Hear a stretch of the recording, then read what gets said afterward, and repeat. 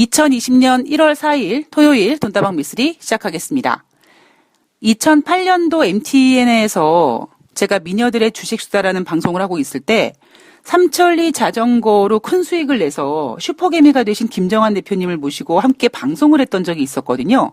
그리고 이제 그 이후에 한 몇 년 전쯤에 우연치 않게 이제 김정환 대표님과 한번 자리를 하게 됐던 적이 있었고, 그때 이제 술을 같이 마셨는데, 저는 돈을 많이 버신 분들한테 던지는 질문이 있습니다. 그게 뭐냐면, 어떻게 돈을 버셨어요? 이건 아니에요.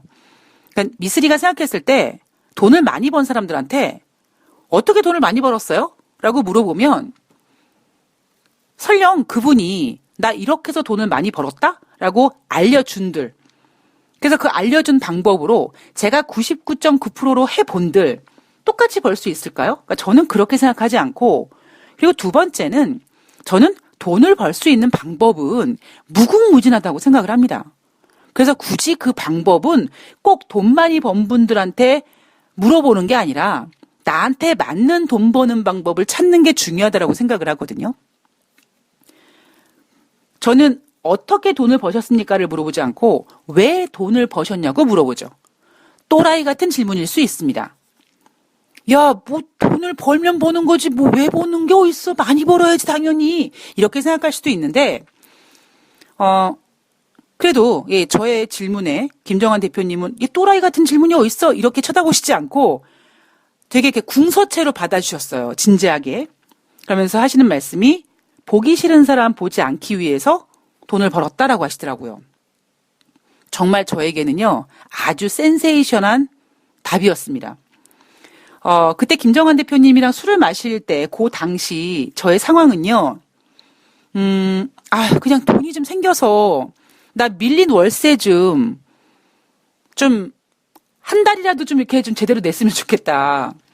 휴대폰 요금 이제 끊기기 전에 좀 미납금이라도 좀 냈으면 좋겠다. 이게 소원이었거든요. 나 설렁탕이 너무 먹고 싶어. 근데 어떻게 한 끼에 그냥 7, 8천 원 하는 설렁탕을 먹어? 야, 그냥 컵라면 먹어. 이럴 때다 보니까 그때 저는 뭐 돈을 많이 벌어서 뭐 나중에 집을 사고 나중에 집 사는 건 뭐 그건 모르겠어요. 그건 나중 일이고 당장 눈앞에 밀린 월세, 밀린 휴대폰 요금, 인터넷 끊기지 않을까 이거를 고민하던 때다 보니까 김정환 대표님의 그 대답이 저에게는 정말 충격이 아닐 수가 없었습니다. 그래서 제가 집에 돌아오면서요. 그리고 그 이후에도 한동안 그 김정환 대표님께서 해주신 말씀이 계속 이 뇌리에 스치는 거예요. 그래, 미쓰리는 지금은 힘들지만 그래도 계속 내가 이러고 살진 않을 거니까 그럼 나는 왜 돈을 벌까? 만약에 나중에 제가 돈을 많이 벌었을 때 저 같은 어떤 또라이가 나타나서 미쓰리님은 왜 돈을 많이 버셨습니까? 라고 물어본다면 나는 무엇라고 대답을 해줄까?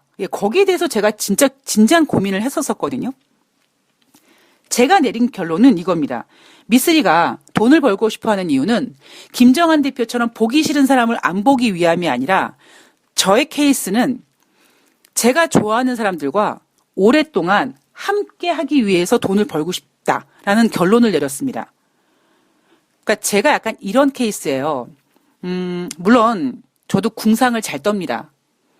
제가 돈이 없으면 야, 나 맨날 라면만 먹다 보니까 영양실조 걸릴 것 같아. 고기 좀 사줘. 이렇게 협박 아닌 협박을 해서 고기를 얻어먹기도 하고요.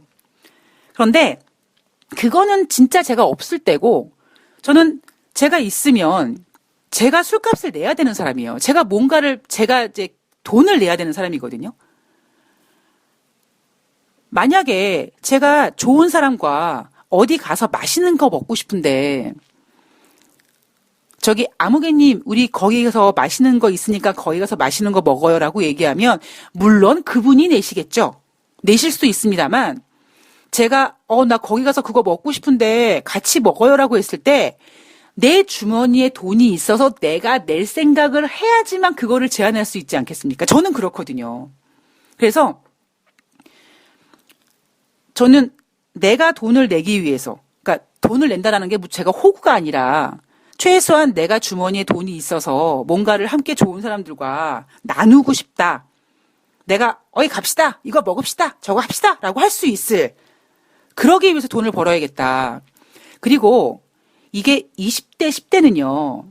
좋은 사람들과 뭐 공원 같은 데 가서 그냥 뭐 맥주캔 한 캔 가지고 밤새도록 그냥 그냥 공원에서 날밤을 까도 괜찮아요. 어찌 보면 그것도 아름다운 추억입니다. 그런데 나이가 먹잖아요. 40대 이상 되는 분들이 이렇게 공원에서 이렇게 날밤 까고 하잖아요. 골로 갑니다. 힘들어요. 그러니까 어쩔 수 없이 나이가 들면 들수록 좋은 사람들과 함께 하기 위해서 비용이 들더라고요. 그래서 미쓰리는 좋은 사람들과 함께 하기 위해서 돈을 벌어야겠다라는 생각을 했거든요. 작년에 제가 12월 달에 정말 많은 정리를 했고 계획을 세웠습니다. 그리고 제가 했던 가장 큰 일은 정리 작업이었고요. 그 정리 작업이 뭐냐면 사람들과의 관계거든요. 근데 제가 참 안타까운 게 뭐냐면 제가 힘들었을 때 어떻게든지 나에게 힘을 도와주고 힘을 내게 해주고 이런 분들과 같이 가야지라고 생각을 하고 있지 않습니까? 자, 같이 갑시다 라고 이렇게 막 끌어당기잖아요. 참 신기한 건 튕겨져 나가더라고요. 그러니까 제가 며칠 전에도 한 7년 정도 알고 지냈던 후배 녀석이랑 이제 맥주를 마셨는데 이 녀석이랑 7년 동안 알면서 참 고마운 녀석이죠. 예. 근데 제가 7년 동안에 어쩌면 누나처럼 막 잔소리도 하고 막 야, 너 이러면 안 돼. 막 이렇게 혼도 많이 내고 혼을 가장 많이 냈죠. 근데 예전에 우리 할머니께서 야, 인간은 30이 넘어가면 개조가 불가능하다. 이런 말씀을 하셨었는데요. 참 사람은 변하지 않는다. 뭐 이런 이야기를 정말 많이 들었습니다만 그럼에도 불구하고 제가 포기하지 않고 아니야. 미쓰리는 사람을 개조시킬 수 있어. 어떤 이러한 마음가짐으로 계속 7년 동안 끌고 왔거든요. 근데 제가 며칠 전에 그 후배랑 맥주를 마시면 딱 드는 생각이 뭐였냐면 얘랑 같이 못 가겠구나. 그러니까 나는 가고 싶은데 상대방이 튕겨져 나가는 게 느껴져요. 참 그 마음이요. 안 좋습니다. 야, 세상에서 돈을 끌어들이는 것보다 사람을 이렇게 끌어들이는 것이 더 어렵고 참 그렇구나. 자, 미쓰리는 좋은 사람들과 오랫동안 함께하고 싶다라는 계획을 세웠는데 과연 이게 정말 될까라고 생각이 들 정도로 나는 분명히 상대방과 같이 가고 싶지만 상대방에게 튕겨져 나가는 그런 모습들을 종종 보면서 야, 참 사람 관계가 이렇게 어렵구나라는 거를 다시 한번 느꼈습니다. 그런데 슬프게도 아쉽게도 어느 시점이 되면 정리를 해야 되는 그 시점이 오긴 오더라고요. 돈다방 미쓰리 청취자님들의 어떠한 그 연령대는요.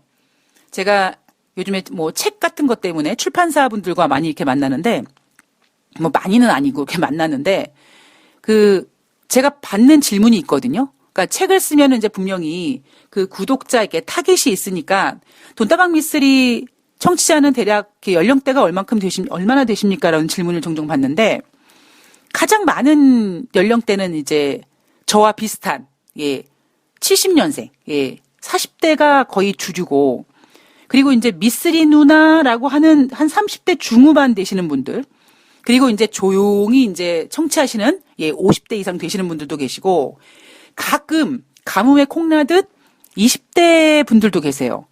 혹시 이 방송을 듣고 있는 20대 청취자님들은요. 와, 미쓰리 누나, 아니 미쓰리 이모가 저렇게 사람을 정리하는 게 필요하대라고 얘기했어. 내가 좀 정리하겠어. 나 저 사람 꼴보기 싫은데 정리하겠어. 라고 생각하지 마시고요. 20대는요. 내가 좀 손해를 보더라도 부딪혀서 만나세요. 많이 사람을 만나면 만날수록 나중에 그 당시에는 힘들지만 나중엔 그 모든 게 재산이 됩니다. 그러니까 제가 개인 투자자분들을 정말 많이 만났다라고 얘기했잖아요. 하루에 제가 브로커 생활했을 때 하루에 제가 개인들을 평균적으로 한 3, 4명씩은 만났던 것 같아요. 근데 오히려 그런 시간들, 저에게는 참 피곤하고 힘들고 좀 그런 시간들이었었는데 어찌 보면 그 모든 자산이 지금 제가 돈다방 미쓰리를 진행하면서 여러분, 제가 여러분들 마음속에 CCTV를 한번 달아볼까요? 이러잖아요. 그렇게 된 이유가 워낙 많은 분들과 많은 사람들과 부딪히면서 만나면서 그 모든 데이터가 쌓이는 거죠.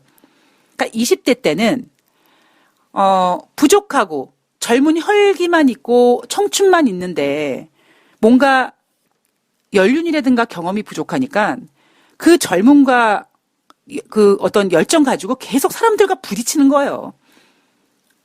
상처도 받고 뭐 찢어져 보기도 하고 멍도 들고 그러면서 성장하는 거고, 그리고 이제 30대가 되면 사회생활을 하면서 이제 또라이 같은 상사, 똘기 만땅인 후배 이런 애들 다 겪어가면서 이제 성장하고 40대가 이제 넘어가면 어느 정도 자기만의 어떤 그 일에 대해서 뭔가 보이거든요.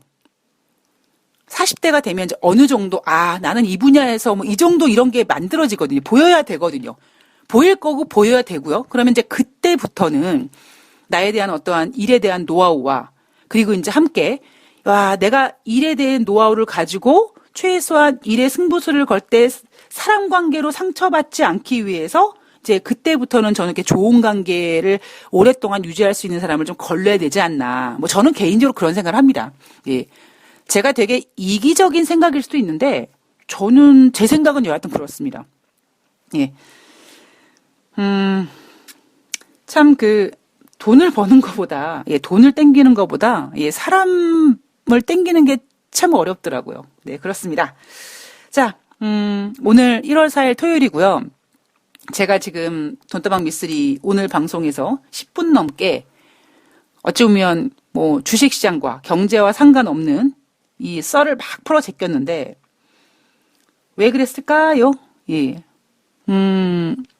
혹시 여러분들이 중동 지역에서 지금 나오고 있는 어떤 노이즈 때문에 엄청 긴장하실까봐. 예. 그래서 어쩌면 여러분들의 그런 긴장감을 제가 이렇게 좀 풀어드리고자 오늘 좀 다른 이야기로 오프닝을 좀 길게 시작을 했습니다. 1월 4일 새벽에 제가 접한 뉴스 기사를 그대로 하나 읽어드릴게요. 연초 중동 지역에서 불거진 전운이 전 세계 금융시장을 긴장시키고 있다. 전문가들은 당분간 안전자산 상승이 이어질 것이다 라고 얘기했다. 라는 기사 내용을 봤습니다. 여러분, 제가 미쓰리가 속으로 무슨 생각했을까요? 이 기사를 딱 접한 다음에. 이 기사를 딱 보자마자 제가 딱 드는 생각. 아이고, 지랄 연병들을 하고 있다. 응? 언제는 또 그냥 올라가니, 뭐 어쩌니, 뭐 위험자산 선호 현상이 되니, 뭐하니, 뭐 난리를 치다가 또 중동 지역에서 저러니까 뭐 안전자산 상승이 뭐 이어질 거고, 지랄 연병들을 하고 있다는 생각을 했습니다. 자, 무슨 일이 문제느냐, 뭐가 문제냐. 글쎄요, 이 중동 지역의 이 문제가 이렇게까지 우리가 긴장해야 될 필요가 있을까요? 미쓰리가 앞서서 그랬잖아요. 호르무즈 해역에서는 이미 긴장감은 작년에도 있었어요. 그죠? 뭐 영국이 이란의 유조선을 뭐 납치하고 이란도 영국의 유조선을 납치해서 지네들끼리 뭐 교환을 한 해 만해부터 시작해서 사우디는 그 호르무즈 지역에 군인이 아니라 돈을 대기로 했고 한국 니네도 좀 참여하지? 뭐 이렇게 압박도 좀 받고.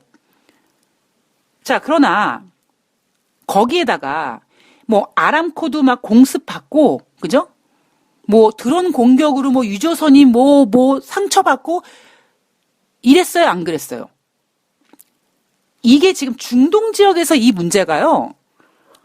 조용히 피스, 아주 평화로운 그런 상태에서 갑자기 뻥 터진 게 아니라 이미 터질 준비들을 계속 하고 있었습니다. 제가 앞서서 제가 뭐라고 말씀드렸냐면 드론이 깨지거나 드론이 박살나거나 뭐 아람코 뭐 석유 시설이 이런 거 붕괴된 거, 즉 심장이 벌렁벌렁 거리는 생명이 다치지 않으면, 그리고 어떤 생명, 미국인이 다치지 않으면 괜찮아요. 예. 그런데 문제는 뭐냐면 미국인이 다치거나 뭐 다친다라기보다 미국인의 생명이 하나 망가지는 순간 트럼프 대통령은 이란을 조질 수 있는 명분을 갖게 된다고 제가 얘기를 했죠. 그 명분이 지금 생긴 겁니다. 이게 대단한 문제가 아니에요. 근데 갑자기 뭐 전운이 어쩌고 뭐. 제가 앞서 방송에서 뭐 지금 굳이 과감하게 투자할 필요가 있을까요? 혹은 뭐 2018년 1월달 데자뷰로 가나요? 혹은 뭐 증시의 역병이 창궐하지 못하게 뭐 숨고르기인가 급락의 서막인가 2020년 시장에서 주시하는 리스크, 이런 제목들을 쭉 달면서 제가 이런 부탁도 했습니다. 뭐 부탁이라기보다 시장이 좋을 때 미쓰리가 좀 입 닥치고 가만히 있어야겠다. 그러나 시장이 어느 정도 고점에서 이렇게 와 있는데, 특히 요 상태에 이 증시 전문가들이 역병 바이러스를 퍼뜨리잖아요. 더 갈 거라며요. 주식 비중 늘리라며요. 그러니까 요럴 때 짜잔하고 나타나서 어이 저기 저 마스크 하셔야 돼요. 저기 예방주사 맞으셔야 돼요. 정신 차리셔야 돼요. 정신줄 놓으시면 안 돼요. 이런 방송을 해야겠다. 그리고 앞서 그런 내용들을 제가 전해드리면서 그 리스크 중에 이란 문제, 호르무즈 해역의 문제는 분명히 여러분들이 계속 가지고 가야 되는 문제라고 제가 해드렸고요. 그리고 지금 미국과 중국의 무역 협상에 대해서도 왜 무역 협상에 어찌 보면 그 불편한 진실에 대해서도 제가 던져드렸잖아요. 그러니까 즉 1월 4일 날 뉴욕 증시가 하락했어요. 자, 여러분, 지구가 망합니까? 안 망해요. 단지 이제 이런 상황이 되면, 앞서도 제가 뭐 양매수 하시는 분들이 이제 이런 상황이 되면 이제 갑자기 방향을 확 틀어버리면 골로 간다라고 얘기했던 것처럼, 너무 안정적이야. 이대로면 돼. 이렇게 생각하시는 분들이 문제가 되는 거고, 그렇지 않으면 지금 전개되는 문제는요, 언제든지 생길 수 있는, 그리고 일어나야 하는 그런 문제들이었습니다. 자, 오늘 돈다방 미쓰리에서는요, 근데 왜 그게 하필이면 지금이야? 이 부분에 대해서 제가 한번 좀 말씀을 드릴까 합니다. 자, 도대체 무슨 일이 있었느냐. 1월 2일 날 이라크의 바그다드 국제공항 터미널에, 그 터미널 인근에 이라크 민병대가 호위하고 있는 차량 2대가 미국으로 인해서 폭격을 당하는 일이 생깁니다. 근데 그 아마 자동차 안에 이란 혁명 수비대 정예부대 사령관이 타고 있었나 봐요. 그 사람이 이름이 솔레이마니 장군이죠. 그 사람이 죽었다는 겁니다. 이란의 혁명 수비대는 제가 앞서도 이제 이란 문제를 얘기해 드리면서 몇 번 설명을 해 드렸는데, 이 이란 혁명 수비대는요, 이란의 어찌 보면 정치, 경제, 군사, 뭐 외교 모든 그 부분에 있어서 한 80%의 영향력을 가지고 있는, 그러니까 이란의 최고 어떤 권력자보다 더 힘이 있는 그 어찌 보면 그 세력이 이란 혁명 수비대인데, 그 이란 혁명 수비대 정예부대 사령관이 미국의 폭격으로 죽었다. 자, 이미 이 솔레이마니 장군은요, 2011년부터 미국의 제재 대상이었습니다.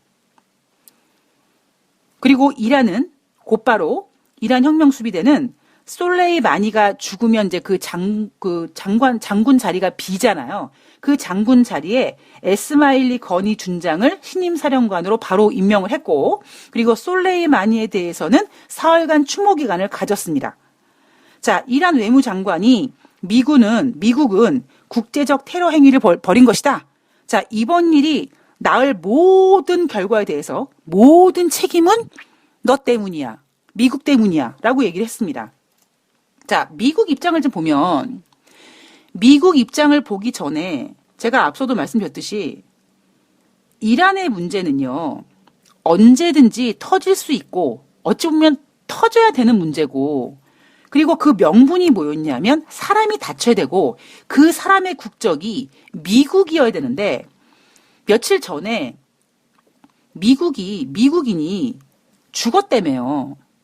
그러니까 트럼프 대통령은 네가 미국인을 죽였어? 넌 뒤졌어. 이래서 지금 시작된 일들이잖아요. 자, 미국은 지금 어떤 상황이냐? 트럼프 대통령은요. 이제 명분이 생겼습니다. 그죠? 미국인이 죽었어요. 제가 앞서서 분명히 미국인이 다치면 이거는 미국이 이란을 침해에 있어서 명분을 쥐어주게 되는 것이다.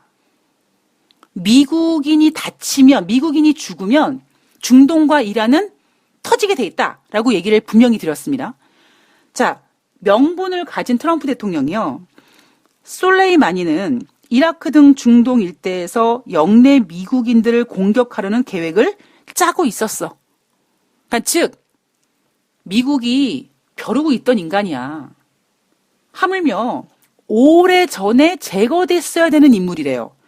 참 신기하죠. 오래전에 제거됐어야 되고 2011년부터 미국의 제재 대상이었는데 왜 지금 2020년 연초에 왜 전문가들이 여러분 위험자산 올라가요. 주식 사세요. 집 파세요. 이렇게 외치고 있는데 이 시점에서 갑자기 전문가들이 아니요. 저기요. 안전자산이 좀 중요할 것 같아요. 이렇게 분위기를 만들었느냐. 자, 트럼프 대통령은 이미 솔레이마니는 저 새끼는 이미 제거됐었어야 돼. 왜 지금 와서? 명분이 뭐예요? 저 솔레이마니가 있지 중동 일대에서 미국인들 공격하려고 계획을 짜고 있었거든. 우리가 그거 감지했거든. 자, 그러면서도 트럼프 대통령이 이란과 맞짱을 뜨겠다는 것보다는요. 경고는 하되 트럼프 대통령도 좀 부딪히기는 좀 부담이 있습니다.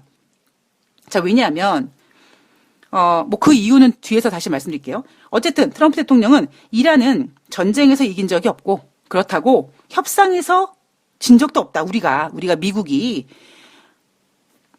협상에서 진 적도 없다. 뭐 이렇게 얘기를 했고요. 그리고 지금 중동 지역에서는요. 미국 국적자 잘 들어. 니네 이라크 즉시 떠나라. 이렇게 긴급 소개령이 내려졌고요. 그리고 중동 지역에 병력이 3,500명 증파됐습니다. 이번 조치로 중동에 추가 배치된 병력이요 14,000명 규모라고 하고요. 트럼프 대통령은 전쟁은 원하지 않지만 필요하면 행동할 준비가 되어 있다라고 얘기하고 있습니다. 작년에 이 호르무즈 해역에서 긴장감이 돌 때 글쎄요. 그때 제가 기억하고 있기로는 12만 명인가요? 그때 증파한다, 징병한다 이런 얘기 나왔을 때 트럼프 대통령이 뭐라고 얘기했냐면 나는 그런 숫자를 얘기한 적이 없는데 이렇게 얘기한 적이 있습니다. 그래서 제가 뭐라고 했냐면 트럼프 대통령이 그러니까 기자가 질문을 잘못한 거다.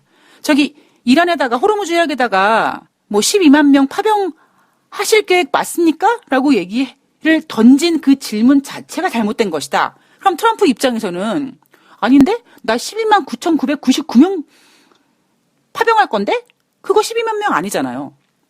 그래서 그때 이제 12만 명인가요? 그때 파병설 나왔을 때 트럼프 대통령은 부인을 했다라고 했지만 그때 미쓰리가 뭐라고 했냐면 기자가 질문을 잘못 던진 것이고 어쨌든 그 이후에 트럼프 대통령은 질금질금 호르무즈 해역에다가 파병을 했습니다. 증파를 했습니다. 그리고 사우디는 돈을 대기로 했고 그죠? 어이 대한민국 너도 이러고 있고 일본도 참여하기로 했단 말이에요. 일본은 얼마나 좋겠습니까? 그죠? 신났죠 그냥. 이런 상황 속에서 트럼프 대통령이 중동 지역에 파병을 하고 마치 뭔가 일어날 것처럼 이라크를 떠나라 이런 긴급 소개령까지 내리고 이 상황이 이렇게 전개가 되고 있습니다. 미쓰리의 방송을 쭉 들으신 분들은 그래 맞아 미쓰리가 그런 얘기 했었어. 근데 미쓰리 진짜 왜 이 시점이야? 정말 트럼프 대통령 말대로라면 아니 오래전에 제거됐어야 되면 오래전에 제거시키지 왜 굳이 지금 와서 여기에 뭐 투란토로님께서 아이고 미쓰리님 일 터졌어요. 자, 뭐 어쨌든 그러면 중동 지역의 어떤 위기감이 뉴욕 증시를 쉬어가게 만드는 명분이 될 수도 있고 그리고 유가는 올라가고 미국 내 셰일가스는 논하고 물론 논한다라는 건 제 표현입니다. 예, 좋아지고라고 표현하셨어요. 미쓰리 표현대로 논하고요. 이렇게 했습니다. 자, 이러한 명분이 있으니까 오히려 지금 중동 지역의 위기감이 트럼프 대통령에게 뭐 호재가 되지 않겠느냐. 돈다방 미쓰리 방송은 이런 방송이죠. 혹시 여러분들이 한쪽으로 생각이 기울어지실까봐 그거를 좀 이렇게 균형을 좀 이렇게 맞춰드리는 방송이잖아요. 제가 생각했던 건 이거죠. 트럼프 대통령이 과연 이 시점에서 왜, 그리고 무엇 때문에, 뭐, 이런 것들을 좀 생각해 봤는데요. 트럼프 대통령은 일단 계산기를 두들겨 봤을 것입니다. 그러면 과연 트럼프 대통령의 계산기는 어디로 향하고 있느냐? 가장 먼저 우리가 체크를 해야 될 게 뭐냐면요. 이날 발표된 12월 ISM 미국 제조 PMI 지표가 11월 달엔 48.1이었는데요. 12월 달엔 47.1로 부진합니다. 2009년도 6월 달에 기록했던 46.3 이후에 제조 PMI 지표가 가장 낮은 수준이에요. 하물며 11월 달에 ISM 제조 PMI 지표는 48.1이었기 때문에 12월 달에는 한 49 정도로 회복되지 않을까. 참고로 PMI 지표는 50이 기준입니다. 근데 시장 예상을 깨고 47.2가 나왔어요. 자, 미쓰리가 늘 말씀드리죠. 미국이 작년에 미쓰리가 예상했던 것보다 금리를 많이 3번 연달아 인하했단 말이에요. 이렇게까지 미국이 3번 연달아 인하를 했는데 아니 미국이 그렇게 잘 나간다고 했을 때 미국이 잘 나가서 금리 인상을 한다 그랬을 때도 한 번 정도 걸러서 했던 그 금리 인상을 3번 연달아 인하 할 정도면 뭐는 잘 나와야 된다? 경제 지표는 잘 나와야 된다. 경제 지표가 잘 나오지 않으면 오히려 이상한 거라니까요. 자, 우리가 지금 중동 지역에 어떤 그 관심을 집중하고 있지만 좀 냉정을 찾고 미국이 연병할 작년에 금리를 이렇게까지 3번씩 인하했는데 뭐 다른 지표들은 이렇게 좋아지고 그건 당연히 좋아져야 되는 거고 제조 PMI 지표가 47.2가 나왔네? 뭐지? 저는 개인적으로 이제 금리 인하 약발 떨어지고 있다라고 보는 거죠. 자, 그리고 두 번째. 제가 계속 강조하고 있지만 미국인이 다치거나 혹은 뭐 사망하면 트럼프 대통령은 이란을 조지고 싶은데 명분이 주어지는 것이다. 사실 작년만 하더라도 좀 개인적으로 트럼프 대통령이 노벨 평화상 작년에요. 김정은과 트럼프 대통령이 만나서 이렇게 하노이에서 이렇게 막 잘 되고 막 그러고 막 북한이 뭔가 제재를 조금 이렇게 막 지켜주고 막 그랬으면 트럼프 대통령이 노벨 평화상을 받지 않았을까. 근데 그런 거를 안 김정은이가 트럼프 대통령 머리 꼭대기에 앉아가지고 트럼프 대통령이 상투를 흔들고 있잖아요, 지금. 작년만 하더라도 트럼프 대통령은 이란 문제에 대해서 상당히 조심했고요. 그리고 상당히 조심했던 이유가 뭐냐면 북한과의 관계를 가지고 노벨 평화상을 욕심냈기 때문에 오히려 이란 문제에 대해서 좀 뭔가 이렇게 질끈 눈을 감는다든가 파병설에 대해서 부인한다든가 이러지 않았을까. 근데 이제는요. 어찌 보면 최소한 트럼프 대통령은 만약에 노벨 평화상을 받고 싶다면 재선한 다음에 받아야지. 그러니까 지금 당장 노벨 평화상이 필요한 건 아니라는 거죠. 그리고 받을 수가 없어요. 지금 북한과의 긴장감이 너무 커지고 있기 때문에 받을 수가 없으니까 어차피 트럼프 대통령한테는 뭐 평화 대통령 이런 거 필요 없는 거예요, 지금. 자, 이런 계산기를 두들겼으니까 나와야 될 액션은 뻔한 거죠. 거기에다가 미국인이 죽었어요. 트럼프 대통령한테는 정말 어찌 보면 적재적소에 기막힌 타이밍이 될지도 모르겠습니다만 미쓰리는 글쎄요. 예. 트럼프 대통령의 계산기에는 이런 게 있습니다. 첫 번째는 전쟁의 북소리가 울리면 법은 침묵한다라는 말이 있습니다. 그 얘기는 뭡니까? 지금 1월 달이에요. 트럼프 대통령 탄핵 상원 표결을 앞두고 있습니다. 그러면 이때 가장 좋은 게 뭐냐면 트럼프 대통령이 이란을 적으로 딱 규정 짓고 어떤 적입니까? 우리 미국인을 죽였어. 그리고 그 솔레이마니 그 새끼는 우리 미국인들 죽이려고 계획했던 놈이야. 이렇게 완전히 적으로 딱 만들어 놓고 미국인들끼리 똘똘 뭉치게 누구를 기점으로 트럼프 자신을 기점으로 똘똘 뭉치는 어떠한 그런 좋은 전략인 거죠. 전쟁이 나는데 법은 침묵한데요. 지금 전쟁이 날 지경인데 트럼프 대통령 탄핵이 뭐가 중요합니까? 오히려 대통령들이요. 어떤 자기가 좀 이렇게 몰릴 때 전쟁을 일으켜서 관심을 해외로 바꿔버리고 국민들을 결집시키고 그 국민들을 결집시키면서 자기의 리더십을 보일 수 있는 가장 좋은 방법이 전쟁이란 말이에요.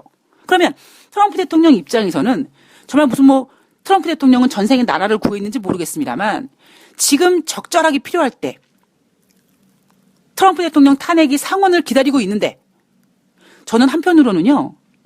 제가 만약에 트럼프라면 정말 못된 생각으로 난 내가 트럼프라면 제가 미국인을 죽여요. 어떻게든지. 그리고 누가 죽였다 그래요. 저 이란 놈들이 죽였다라고 누명을 씌울지언정 그런 방법을 써서라도 트럼프 대통령은 명분이 필요했습니다. 미국인이 진짜 돈다방 미쓰리는 음모론 방송이잖아요. 예. 그럴 가능성이 없지 않다라는 거죠. 그러니까 없지 않은 게 아니라 있을 수도 있다라는 겁니다.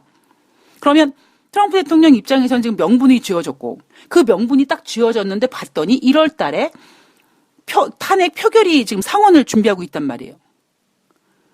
여러분 전쟁이 나면요. 국민들은 지금 현재 그러니까 지도자에게 의지할 수밖에 없고요. 정권이 바뀌거나 정치가 혼란스러운 걸 상당히 싫어합니다. 그걸 트럼프 대통령이 똑똑해서가 아니라 그냥 권력의 법칙이에요. 그러니까 트럼프 대통령이 지금 진행되고 있는 사건은 뭐냐면 그냥 권력의 법칙 중에 그 무언가 하나 사용을 한 겁니다. 자, 지금 이란 문제로 하여금 탄핵에 대해서 관심을 지금 이란으로 돌릴 수 있는 좋은 케이스가 하나 생겼고요. 두 번째, 또 하나. 경제를 살릴 수 있는 가장 좋은 방법이 뭡니까? 전쟁이에요. 트럼프 대통령은 이미 증시를 사상 최고치를 만들어 놨다. 자, 지금 증시가 하락하는 거, 야, 나 때문이야? 옌병한 미국인 죽였잖아, 저 이란 놈들이. 야, 내가 미국 대통령인데 우리 국민이 죽었는데 이걸 가만히 있어야 되니? 이걸 지금 어필하고 있거든요. 누가? 트럼프 대통령이. 그러니 증시가 하락해도 트럼프 대통령은 내가 미국인들을 보호하기 위해서 어쩔 수 없이 적을 파괴해야 되는 그런 순간에 와 있기 때문에 어떤 자신에 대한 그 자신이 진행하고 있는 이란 공격에 대해서 명분이 주어지는 거죠. 지금 이번에 이 이란과의 긴장감 가지고 트럼프 대통령은 사실 많은 거를 얻는 건 맞습니다. 당장 탄핵에 대해서 관심 돌릴 수 있죠. 경제 살리는 최고의 방법이 될 수도 있습니다. 마지막으로 또 하나, 세 번째는 뭘까요?